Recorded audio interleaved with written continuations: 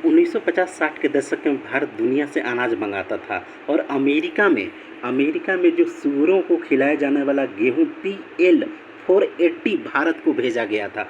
समझ लीजिए।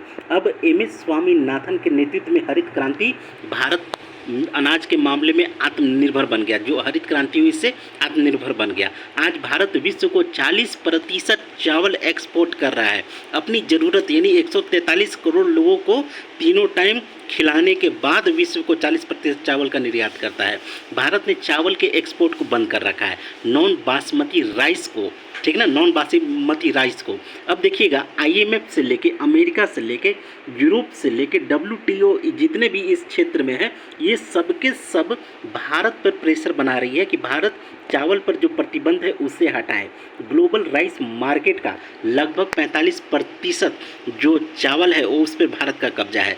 2022-23 में 21.5 मिलियन मीट्रिक टन चावल भारत एक्सपोर्ट किया था। अब यहाँ पे हम लोग समझेंगे कि Bharat Saudi Arab, Iran, UAE, Iraq, Kuwait, United Kingdom, USA, Yemen, Canada, लगभग इन सभी इलाकों में जो है चावल जो जाता है वो भारत इसको सप्लाई करता है। अब यहाँ पे हम लोग देखेंगे, अगर इसको मूल्य में देखे जाएं तो $6,115 मिलियन का नॉन बासमती चावल भारत एक्सपोर्ट किया था, वो भी 109% वृद्धि के साथ।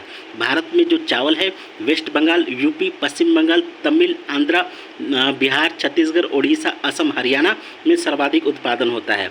चीन भी है, चीन उत्पादन में आगे है लेकिन ऑलरेडी उसकी ज़रूरत बहुत ज़्यादा है तो वो बहुत बड़ा एक्सपोर्टर नहीं है। तो ये चीज़ समझिए कि बासमती जो होता है महंगा चावल होता है, शादी ब्याह पर्व त्यौहार के अवसर पे भी हम लोग यूज़ करते हैं।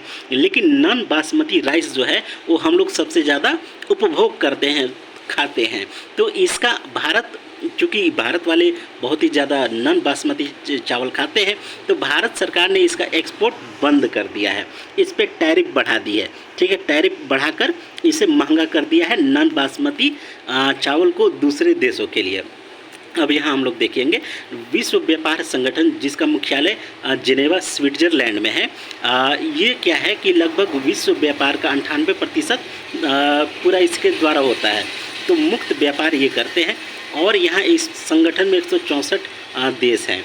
तो इसके जो नियम है 1995 में इसकी स्थापना हुई थी, तो इसके नियम के तहत कहीं ना कहीं ये हरकत तो भारत की गैरकानूनी है, लेकिन भारत में वर्षा के कारण बहुत ज़्यादा इस साल दिक्कत हो गई है। ठीक है भाई, 143 करोड़ लोगों को चावल ही तो मुख्य आहार है, तो बारिश इस बार गड़बड़ हुई है, इसलिए भारत नॉन बासमती राइस के जो है उसके बंद कर रखा है। यहाँ आप देखेंगे कि चावल के दाम 9.8% विश्व में बढ़ चुका है, जो 15 सालों में सर्वोच्च है। यहाँ पे इन कंट्री में यूरोप से लेके इधर पूरा से लेके आप देख सकते हैं इनमें चावल का अकाल हो गया है एक तरह से, क्योंकि भारत एक्सपोर्ट ही नहीं कर रहा है। अब यहाँ पे देखिए कि 1 किलो चावल के उत्पादन यानी पैदा करने में भारत में 2500 लीटर का यूज़ होता है। अब भारत में मानसून गड़बड़ रही है 2023-22 में, तो कहीं ना कहीं भारत में खुद ही जल संकट होने वाला है, तो भारत इसलिए इसको बंद रखा है। गेहूं के एक्सपोर्ट बाधित है क्योंकि रूस और यूक्रेन का वार चल रहा है। यहाँ पे आप देख सकते हैं अब रूस क्या किया है कि काला सागर इस इलाके में पूरी तरह से यूक्रेन का गेहूं जो है जाने ही नहीं दे रहा है। जब यूक्रेन का गेहूं जब जा नहीं रहा है तो गेहूं का भी पूरा इधर अकाल पड़ा हुआ है। ये देश बेचारे भुखमरी के शिकार हो गए हैं। इधर रसिया पूरी तरह से बैन लगा दिया है, यूक्रेन का गेहूँ निकलने नहीं दे रहा है। अब भारत ने भी चावल पे एक्सपोर्ट के बैन लगा रखा है। तो कहीं ना कहीं एक और चीज़ है कि दुनिया कह रही है कि विश्व में जो खाद्यान्न संकट है, तो रूस ने यूक्रेन पे तो गेहूं पे रोक लगा दी है। भारत ने इस तरह से रूस को एक प्रकार का सॉफ्ट सहायता दी है, सॉफ्ट मदद दी है। तो भारत के पास 2023-24 में लगभग 134 मीट्रिक चावल उत्पादन होगा। ठीक है, मैं मानता हूँ कि भारत में इतना चावल उत्पादन होगा, लेकिन भाई हमारी जो जनसंख्या है 143 करोड़ के लगभग, इसके भी तो चाहिए, ठीक ना। और 36 मीट्रिक टन बफर स्टॉक है। तो भाई हम अपना अगर बफर स्टॉक नहीं रखेंगे तो क्या वही हाल हो जाएगा जैसे तुम सूअरों को जो गेहूं खिलाया जा रहा था PL 480 वो हमें दे दिए। तो अपने घर में अनाज तो हम सुरक्षित रखेंगे, हम सभी के घरों में चावल गेहूं सब स्टॉक रहता ही है, और देश भी इसी तरह से बफर स्टॉक बनाकर रखती है। अब भारत ने ये कदम अपने देश के हित में उठाया है।